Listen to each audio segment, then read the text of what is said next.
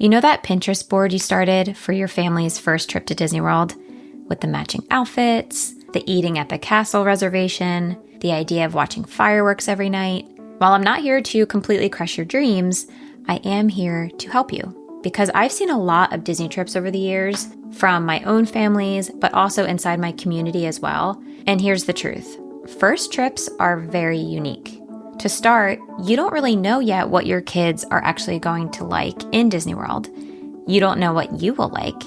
And if you've been as a kid, things are obviously completely different, and trying to fit in everything into one trip is probably not the best idea. Today, I'm walking you through the things I would not do on a first Disney World trip and what I'd save for trip 2, 3, or someday. Let's get into it. Hello, and welcome to the Laid Back Magic Way podcast. I'm your host, Dana Stanley, creator of Laid Back Magic. As a mom of 3, I know how tough it can be to find time to plan a Disney World trip that doesn't leave you feeling stressed or overwhelmed. That's why I'm here, to help moms like you create Disney vacations that feel even better than they look on paper. Here, we're not chasing perfection, but creating our next favorite memories. So whether you're brand new to Disney or looking to go deeper into the details, this podcast is your go-to for simple tips, mindset shifts, real-life trip recaps, and expert insights to make your trip magical and manageable. New episodes drop every Monday, so be sure to subscribe so you never miss a moment. Okay, let's dive in. A big problem that first-timers have isn't necessarily that they want to do everything. That's part of it. But I think the main problem is that when someone pictures that, they're not picturing correctly how much, quote, everything actually is. To give you an idea, I've been visiting for close to 17 years, sometimes 1 trip a year, sometimes 3. And then my husband has been since he was a kid. And I'm telling you, there's still a ride or two that even he hasn't been on. Every trip that we go on, we do something new. And when you think of the amount of trips that we've been on, and to have something new every time puts it in perspective of just how big and how much there is to do in Disney. You probably clicked on this episode because you are a first-timer, or maybe you don't even really remember your first trip to Disney, and now you're bringing the kids for the first time as an adult. So a quick overview is that there are 4 theme parks that make up Walt Disney World as a whole: Magic Kingdom, Epcot, Hollywood Studios, and Animal Kingdom. There's also 2 water parks, Disney Springs, which is like shopping and restaurants, used to be called Downtown Disney, if that sounds familiar, and over 30 resorts, and they each have kind of like their own activities and restaurants on their own. And if I keep going, there's also golf courses and spas. You get the idea. For more proof to back up the idea that no family should try to do it all in one trip, we're talking over 170 rides and shows, over 200 places to eat, and that's not including Epcot, which has 4 rotating festivals throughout the year and its own individual food booths. And then Magic Kingdom has its own parties for Halloween and Christmas from August to December. So even if you went nuts and said, we're going to go to 3 restaurants per day, like breakfast, lunch, and dinner, we're not going to do any rest days, we're not going to go to the pool or do anything twice, and we're going to stay for a whole week, you'd still only scratch the surface of how much there is to do. And then when you factor in your kids, studies show that kids under 8 can only realistically focus on 2 to 3 big major things per day before starting to burn out. Everything that I'm saying right now is one reason that 22% of families report regretting their Disney trip. This was the first podcast episode I recorded because trying to do it all is not only impossible, but it's setting yourself up to feel behind the entire trip. And if you know that feeling like you're running late for something or the whole day feels like you just can't catch up, times that by a whole vacation. Trust me, I've been there, and it is an awful feeling.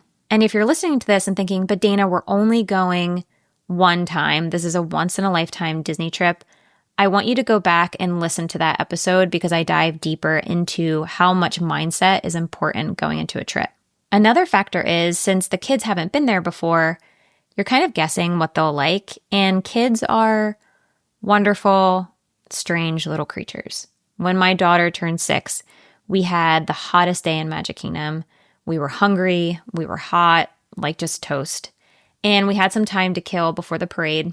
So I thought it was a genius idea to hop on the People Mover in Tomorrowland. And this is like the easiest, chillest. There's no line. It's just flat. You just sit in a car that moves, around Tomorrowland, and there's things to look at. You get a view of the castle, and then you go near Space Mountain. Very chill, very calm. Most kids love it. And my daughter, when I tell you, she was terrified, and she was crying that she was so terrified.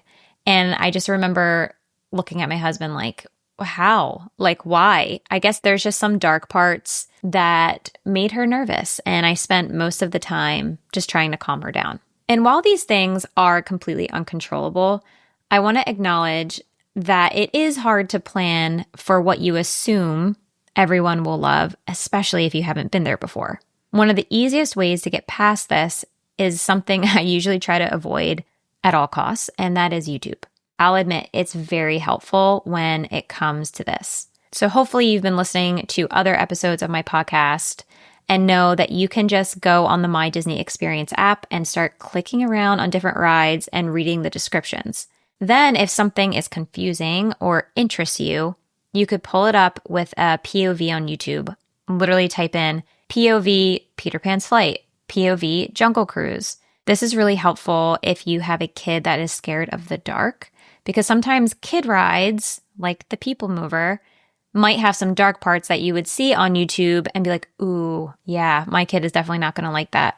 Because you know your kid, even though you've never been to Disney before, you can use your common sense. Like if your kid needs a nightlight to fall asleep, maybe the rides listed as dark rides could be a little scary for them. Or if you do decide to ride it and try it, which I do recommend, I don't necessarily think you should avoid everything because you're nervous it's going to scare them, because they can surprise you.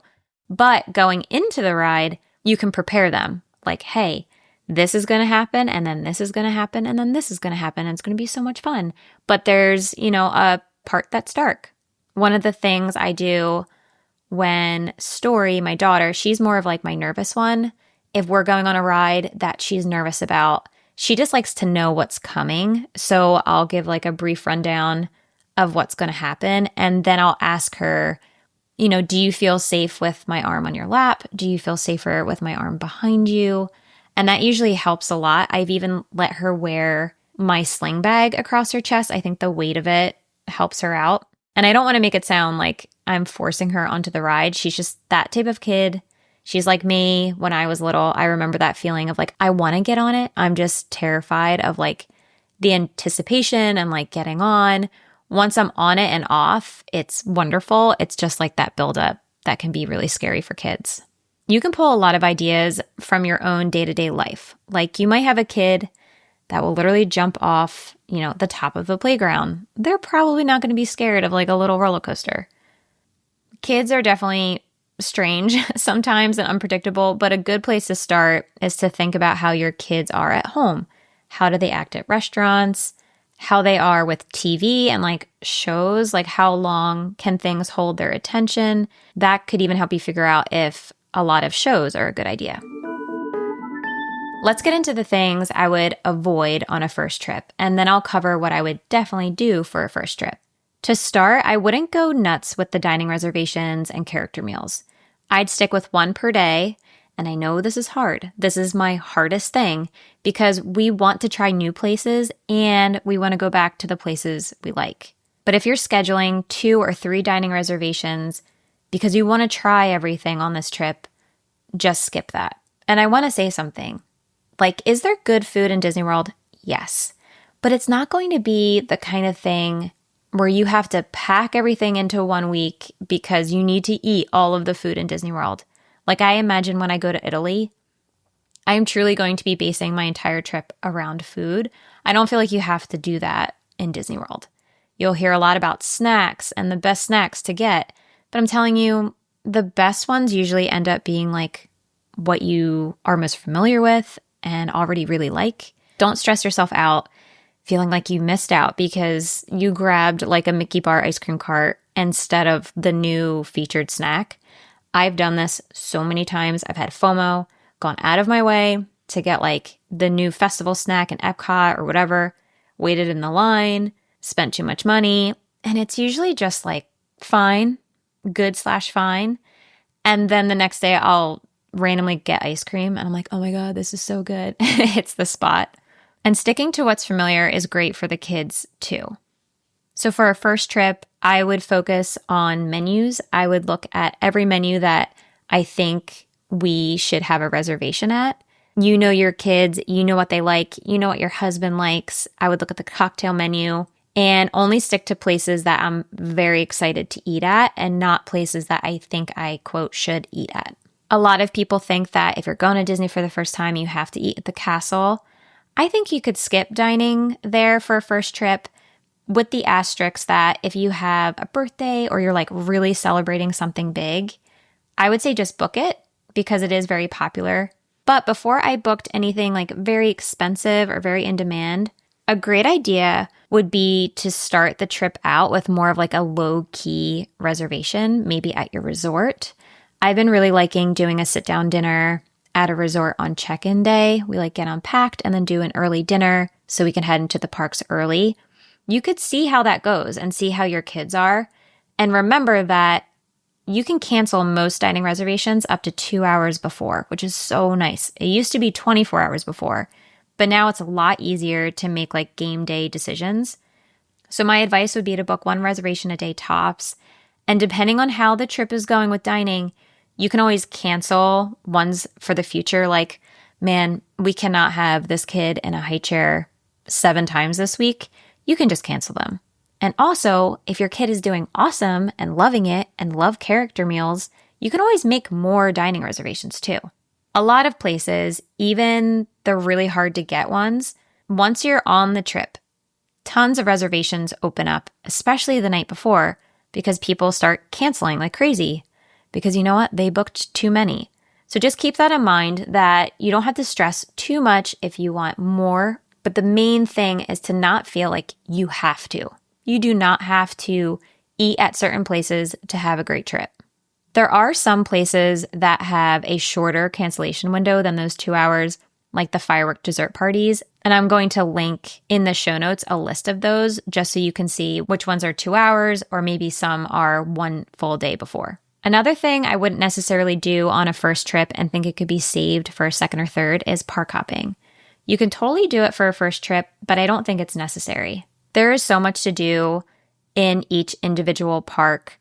And even if you're taking like a midday break, remember that you can always come back. So if you get a Hollywood Studios ticket without a park hopper and you need to leave, remember you can always come back. And park hopping kind of adds like a little bit more of a level of like expertise because now you're starting to think about which parks are easiest to hop to. Like I, in my mind, know the perfect combinations of where to start and where to end. And then also factoring in how to get from park to park. It's a lot to keep track of, which is fine. But for a first trip, everything is new. I don't think you have to add park hopping to it. And also it's more expensive. There is an asterisk to this because between August to December, Magic Kingdom closes early at 6 p.m. So it makes seeing the fireworks and like the new nighttime parade a little bit harder. Instead of being able to stay in Magic Kingdom at night for 7 nights a week, it'll be more like 3 or 4. So it makes it nice having a park hopper because you could go to Magic Kingdom on a party day, then hop to another park before 6, or vice versa, start in one park and then end in Magic Kingdom when they have fireworks. But for the other times of year, I don't see the benefit of hopping on your first trip. I would save that for a second or third trip.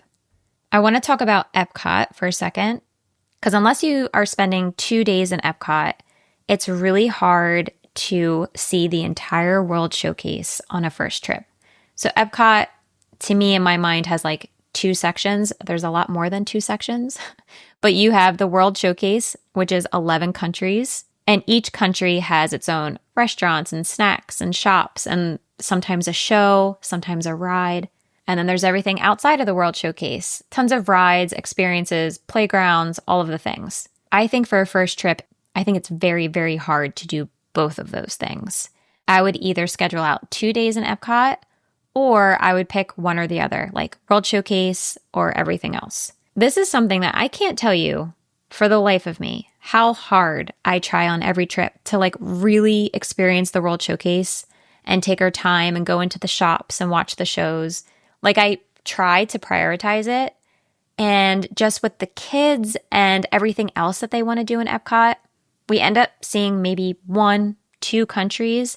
It's very hard to see everything there. You could spend an entire park day just going around the World Showcase and spending time there. A lot of times we end up in the World Showcase in the morning, and a lot of the festival booths and some of the shops and shows don't open until later in the day, like 10, 11 a.m., and it tends to throw everything off. So something to keep in mind for a first trip when you're going to Epcot, that it's not just this like little park that you're going to pop into. There's a lot to do, especially with kids in Epcot. So I would narrow down your priorities and or add a second Epcot day. While those are the things I think you could skip for a first trip, here's what I would definitely prioritize. And the first thing is you got to do Magic Kingdom. It's actually the park that stresses me out the most to plan for. So I'm not going to say it's my favorite, but again, we're talking about first trips here. And in terms of feeling the Disney magic, there's nothing quite like Magic Kingdom. You have the castle, you have the classic rides, you have Mickey, you have the parades. Like, the other parks don't have parades. There's nothing quite like Magic Kingdom. And if it's your first time, in my mind, like, you have to go to Magic Kingdom. Now, I will say, I don't think you have to have Magic Kingdom as being your first park. And this is what I teach inside of my planning guide. It really depends on how the crowds are moving for the dates that you're going, depending on when you're getting to Disney World. Most people go to Magic Kingdom first, and depending on the day, that could make it more crowded. So don't feel like you have to start with Magic Kingdom. I think you could visit it anytime in your trip, and it would be just fine. Another thing I would prioritize would be to use lightning lanes. This is the skip the line system in Disney World that you can pay for, which significantly cuts your time spent in lines. Definitely use lightning lanes. You know I advocate for these on almost every episode, but especially on a first trip. You're condensing so much time by skipping longer lines. So you're taking a normal park day, like if someone just showed up and didn't have a game plan and didn't buy lightning lanes, you're going to be spending half the amount of time in line as them. So you're like doubling your park time. If you really want to think about it that way, because you're spending less time in lines, the more time you have for eating at those restaurants we're talking about and being at the pool, shopping, all those things that seem impossible when you're spending the whole day at the park just waiting around. Because you definitely do need to prioritize some downtime on a first trip. Everything is new and exciting and overstimulating. If you think, well, we've been to Busch Gardens before with the kids or Six Flags or whatever, just know that it's completely different. Like, it is a lot, which is wonderful and great and magical, but just prepare yourself and work that downtime into your trip. Something else I'd prioritize is kind of going nuts with souvenirs. And this might surprise you a little bit, but I would not feel bad about the money that I spent on souvenirs. My husband and I talk about this all the time because like he does not need to buy something spontaneously as soon as he sees it. So with the kids, if they want something, I have certain things in my mind like stuffed animals. They love their stuffed animals. I loved stuffed animals as a kid, and I still have some from when I was a kid. And they have very happy memories in my mind. So when they pick out a stuffed animal, I'm like, go kid, go buy it, go to the checkout. And Colton's looking at me like, well, maybe we should see if they want anything else and then we can always come back. And no. And if you see something and you don't feel like it's ridiculous and you know that the kids are going to play with it, I would go for it. My husband is the most patient person when it comes to that. And I am just a big believer in the actual shopping experience. Like, he'll find something in the store and then leave. And then he'll find it on, Facebook Marketplace for half the price, which is wonderful.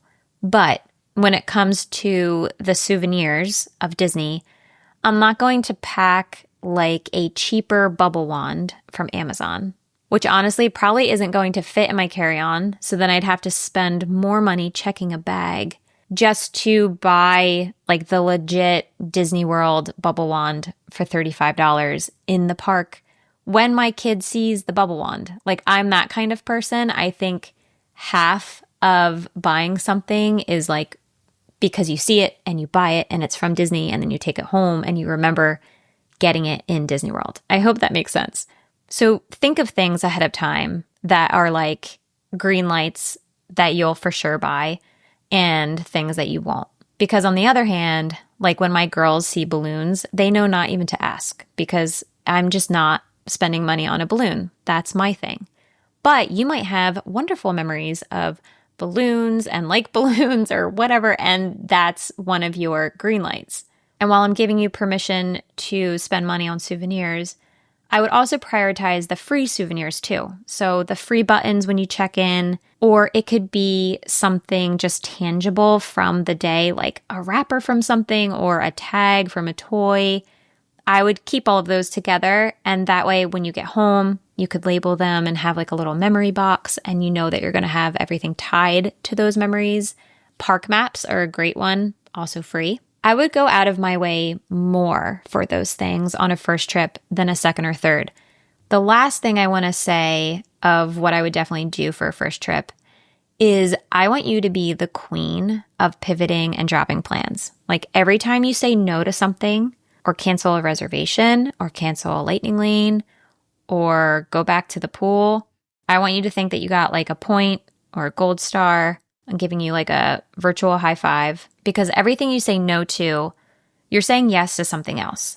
So like no to a lunch reservation that you made 2 months ago could be a yes to the pool. No to Bibbidi Bobbidi Boutique, maybe you're saying yes to their first face paint. No to park hopping, maybe you're saying yes to a nap. You get the idea. I had to make the tough decision to skip fireworks on our next trip when I realized our toddler is not going to make it to 10 p.m. summertime fireworks. That's what I'm dropping. And you know what? We're going to do something else fun. I know something else will come out of it, even if it's small. So just keep reminding yourself that a first Disney World trip doesn't need to check every single box, just the big ones. If this episode was helpful, you're going to love my free download called the Laid Back Magic Journal. It helps you set up trip intentions based on what your family already likes, so your trip feels more like you and less like something you piece together. I'll link that in the show notes, or you can grab it at laidbackmagicway.com/journal. And if you want all of this stuff mapped out for you with my full park guides, lightning lane strategy, tips, and ongoing support from me, join Laid Back Magic. This is my full planning program. And if you use the code in the show notes, you'll get a special price for listening to this episode. Thanks for listening, and I'll see you next time. Thank you so much for joining me on this episode of the Laid Back Magic Way podcast.